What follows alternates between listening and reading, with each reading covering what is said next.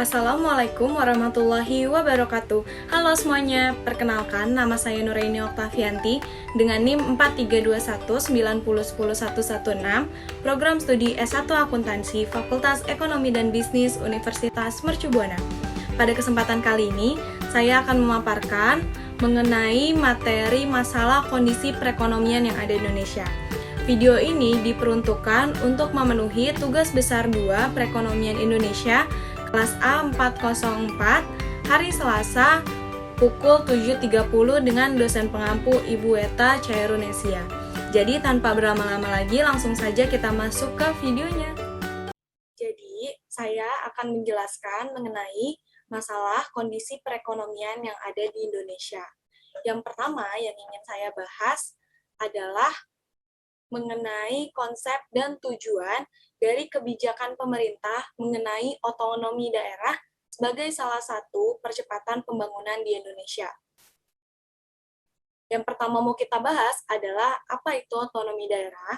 Otonomi daerah merupakan penyerahan urusan atau kewenangan dari pemerintah pusat kepada pemerintah daerah untuk mengatur dan mengurus kepentingan pemerintahan dan masyarakatnya sendiri sesuai dengan menghormati kerangka Negara Kesatuan Republik Indonesia.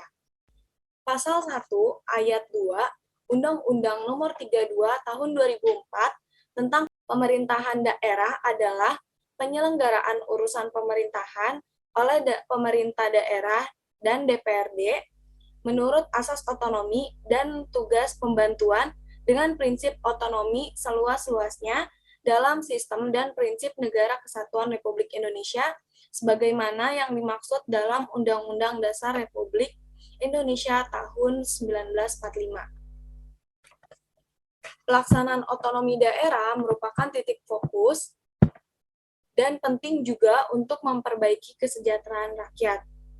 Pengembangan suatu daerah dapat disesuaikan oleh pemerintah daerah dengan potensi dan kekhasan daerahnya masing-masing.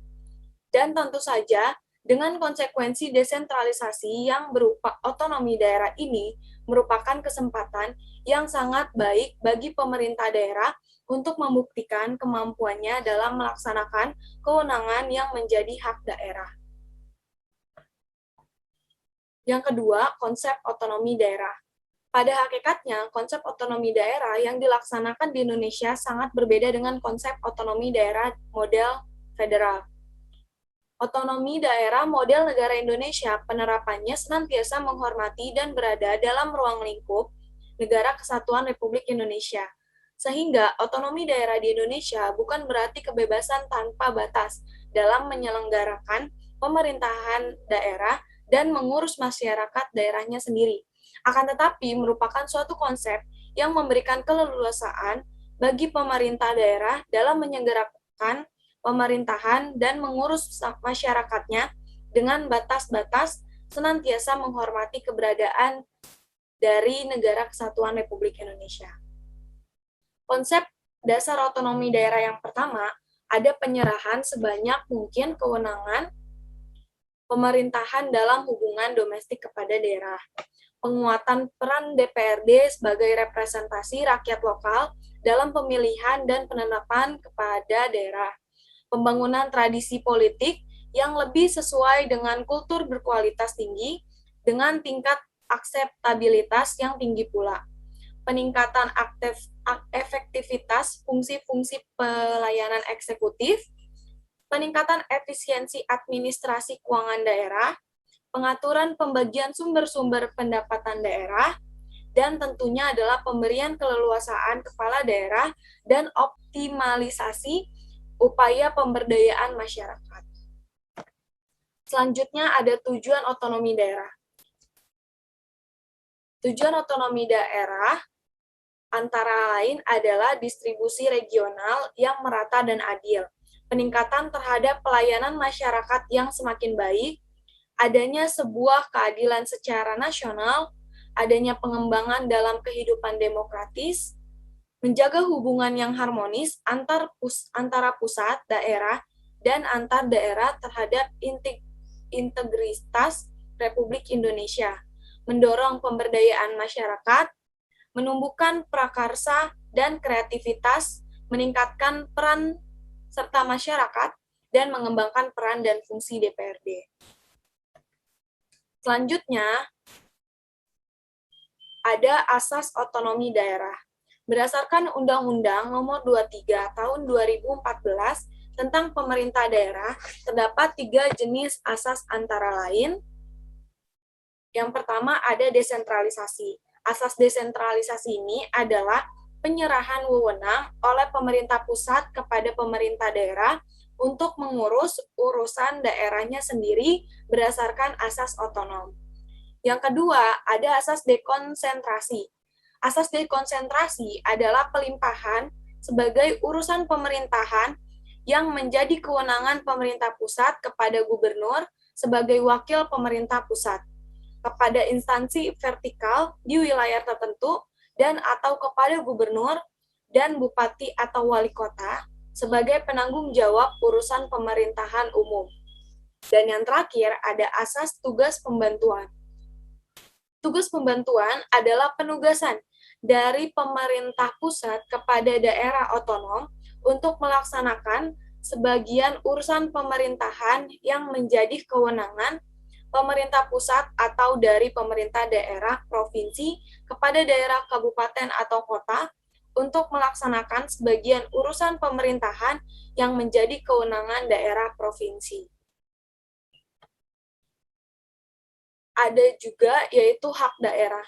Menurut Undang-Undang Nomor 32 Tahun 2004, Pasal 21, dalam menyelenggarakan otonomi daerah, daerah memiliki hak sebagai berikut. Yang pertama adalah mengatur dan mengurus sendiri urusan pemerintahannya, memilih pemimpin daerah, mengelola aparatur daerah, mendapatkan bagi hasil dari pengelolaan sumber daya alam dan sumber daya lainnya yang berada di daerah, mengelola kekayaan daerah, memungut pajak daerah dan distribusi daerah, mendapatkan sumber-sumber pendapatan lain yang sah, mendapatkan hak lainnya yang diatur dalam peraturan perundang-undangan. Materi yang akan kita bahas selanjutnya adalah mengenai identifikasi, tantangan, dan hambatan di masa yang akan datang, dan solusi dari Anda sebagai sumber daya manusia yang berada di dalam persaingan global saat ini. Apa itu persaingan global? Persaingan global adalah suatu bentuk kompetisi tingkat dunia di mana setiap negara berhak untuk ikut bersaing tanpa dibatasi oleh wilayah. Dalam persaingan global, yang mengakibatkan persaingan yang cukup ketat dalam semua bidang, termasuk di dalamnya adalah bidang pemasaran dan jasa, yang berkaitan dengan sumber daya manusia yang dimiliki oleh masing-masing perusahaan yang bersangkutan. Semakin tinggi kemampuan sumber daya manusia yang bersangkutan, maka akan semakin siap menghadapi era globalisasi. Nah, peran pengelolaan sumber daya manusia antara lain adalah memberikan kontribusi strategis bagi bisnis, mendorong perubahan, menetapkan strategi dalam perusahaan, memerlukan pengambilan keputusan penting, dan meningkatkan nilai tambah bagi perusahaan. Pembangunan SDM yang berkualitas dan unggul turut untuk mendukung kemajuan bangsa. Terlebih dalam menghadapi era revolusi industri 4.0, bangsa Indonesia harus menghadapi persaingan dengan kreativitas, inovasi, dan tentunya kecepatan. SDM Indonesia harus unggul dalam segala bidang sehingga dapat bersaing secara global. Tidak cukup dengan hanya infrastruktur, kemajuan Indonesia harus didukung dengan peningkatan kualitas SDM. Hal ini mengingat persaingan dunia semakin ketat dan perang dagang yang semakin tajam antar negara, investasi, pasar, dan kecepatan teknologi yang ada.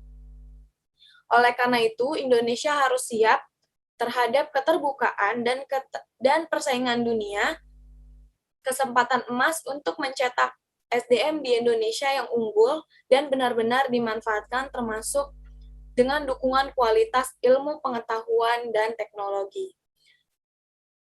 Yang kedua, ada tantangan ekonomi Indonesia di masa yang akan datang.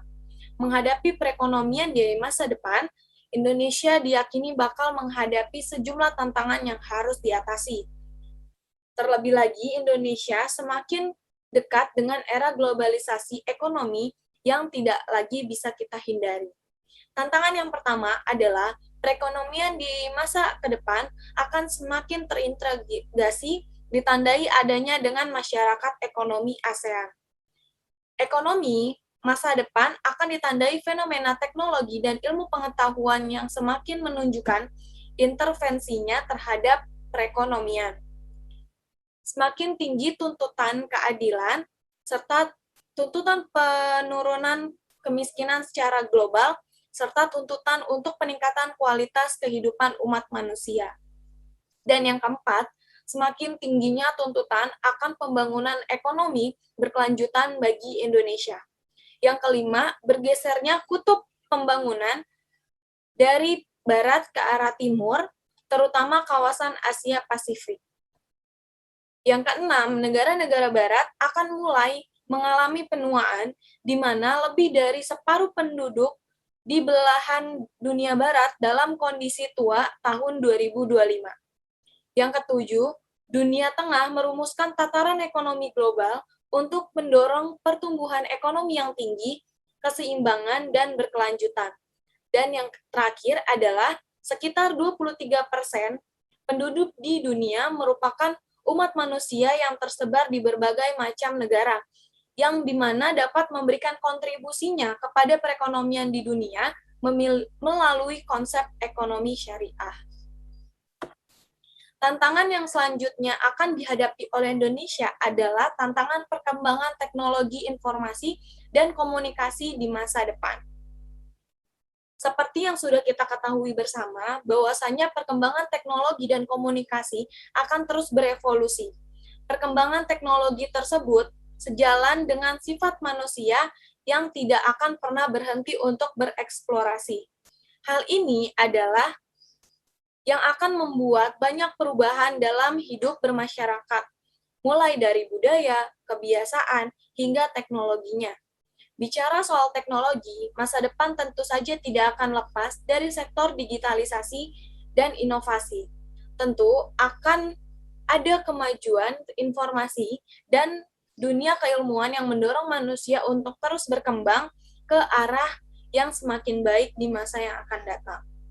Berikut adalah beberapa hal yang mungkin terjadi dalam perkembangan teknologi dan komunikasi di masa yang akan datang dan memaksa untuk manusia untuk terus beradaptasi. Yang pertama adalah munculnya pekerjaan baru.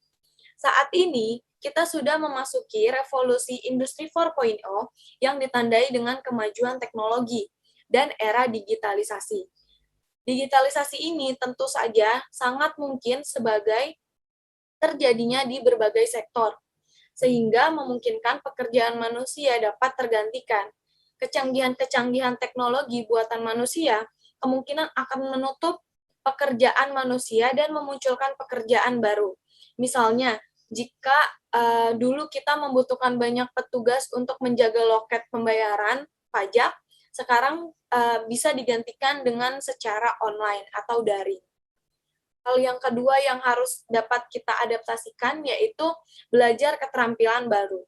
Munculnya pekerjaan baru tentu saja sejalan dengan adanya keterampilan baru yang juga kita butuhkan. Pekerjaan baru tersebut menuntut para pekerja harus memiliki keterampilan yang mendukung. Tentu saja manusia tidak boleh kalah dengan teknologi dan digitalisasi. Maka manusia dituntut untuk belajar teknologi tersebut dan mengoperasikannya dengan baik. Yang ketiga, bekerja dengan robot. Teknologi di masa depan memungkinkan manusia bekerja dan hidup berdampingan dengan robot yang diciptakannya sendiri. Hal ini membuat manusia harus bekerja sama dengan robot dalam berbagai bidang. Maka dari segala tantangan-tantangan yang ada di depannya, maka ada solusi dalam menghadapi persaingan global di masa yang akan datang. Jarum Foundation mendirikan program Associate Bakti Pendidikan yang berupa Gritty Leadership. Gritty leadership merupakan pola pikir yang membentuk seseorang menjadi individu pantang menyerah, berani, dan konsisten mewujudkan target yang dicita-citakannya. Gritty sendiri diambil dari kata grit. Mengutip Angela Duckworth, seorang profesor psikologi dari Universitas Pennsylvania, grit merupakan maraton yang artinya adalah menjadi lebih lama bertahan untuk kesuksesan jangka panjang. Oleh sebab itu, mengandalkan bakat saja tentulah tidak cukup. Butuh kerja keras untuk mengarahkan bakat menjadi kemahiran. Selain memiliki passion, kita juga harus memiliki preference untuk berlatih terus mengasah bakat agar terus berkembang. Selain itu juga ada resilience untuk cepat belajar lalu bangkit dari kegagalan yang ada. Seseorang yang memiliki grit dalam hidup akan terus mencapai goals-nya meski banyak hambatan dan kesulitan. Berikut tips agar bisa memiliki grit leadership. Yang pertama adalah dengan menerapkan pola pikir berkembang. Untuk menumbuhkan grit di dalam diri, generasi muda memerlukan pola pikir yang berkembang atau growth mindset dalam kehidupan sehari-hari. Contohnya dengan terbiasa menghadapi tantangan dan tidak selalu berada di zona nyaman. Pantang putus asa, terbuka terhadap kritik, dan cepat bangkit ketika menghadapi keterpurukan. Yang kedua, mengasah kemampuan dan ide-ide yang cemerlang. Selama pelatihan, karakter kita akan diasah agar melahirkan dan mewujudkan visi-visi yang berguna bagi masyarakat, bangsa, dan negara di masa yang akan datang. Dan yang terakhir adalah pembentukan suatu karakter. Kita harus memiliki core ideologi sebagai fondasi utama dalam pembentukan karakter. Core ideologi mencangkup dua hal, yakni core value dan core purpose. Adapun solusi lain yang dapat dilakukan dalam menghadapi persaingan global di masa yang akan datang. Pertama adalah dengan mengembangkan kreativitas. Nah, kreativitas ini dapat membantu kita melihat suatu masalah dari berbagai sudut pandang yang berbeda. Hal ini tentunya akan membantu kita dalam memecahkan suatu masalah yang kita temui di tempat kerja ataupun tempat yang lainnya. Dan yang kedua adalah terus berinovasi. Kemampuan untuk berinovasi membantu kita memecahkan masalah di berbagai tempat. Tak perlu repot menciptakan program atau perangkat baru, mulai dengan langkah yang lebih kecil seperti menemukan cara atau metode baru yang memudahkan kita dalam menyelesaikan suatu masalah atau pekerjaan. Dan yang ketiga adalah lakukan kolaborasi. Jika kita berpikir bahwa persaingan di dunia kerja harus membuat kita selalu berkompetisi dengan rekan kerja, itu merupakan suatu hal yang salah. Kita harus merubah pola pikir kita, merubah mindset kita, berkolaborasi, dan bergabung dengan sebuah tim akan membuat kita bekerja dengan lebih cepat dan efektif dibandingkan dengan bekerja sendiri. Dan yang terakhir adalah terapkan pola pikir angle mindset. Kita semua di sini dituntut untuk melakukan suatu pekerjaan dengan lebih cepat. Untuk itu perlu menerapkan angle mindset atau serangkaian sikap dan pola pikir tangkas dan mendukung lingkungan kerja yang gesit. Pola pikir ini mendorong seseorang untuk tangkas, mau terus belajar, dan mudah beradaptasi dengan perubahan. Kita harus bisa menjadi orang yang mudah beradaptasi, harus bisa terus mengikuti perkembangan zaman, dan yang terpenting kita harus bisa menjadi catalyst of change, jangan jadi orang yang tidak mau berubah. Jadi kita harus melakukan perubahan untuk langkah yang lebih baik ke depan. Demikian pemaparan yang dapat saya sampaikan mengenai masalah kondisi perekonomian yang ada di Indonesia. Semoga video ini dapat bermanfaat bagi kalian semua dan mohon maaf jika ada salah kata. Jangan lupa untuk like, komen, dan subscribe. Akhir kata, terima kasih atas perhatiannya. Wassalamualaikum warahmatullahi wabarakatuh. Bye-bye semuanya.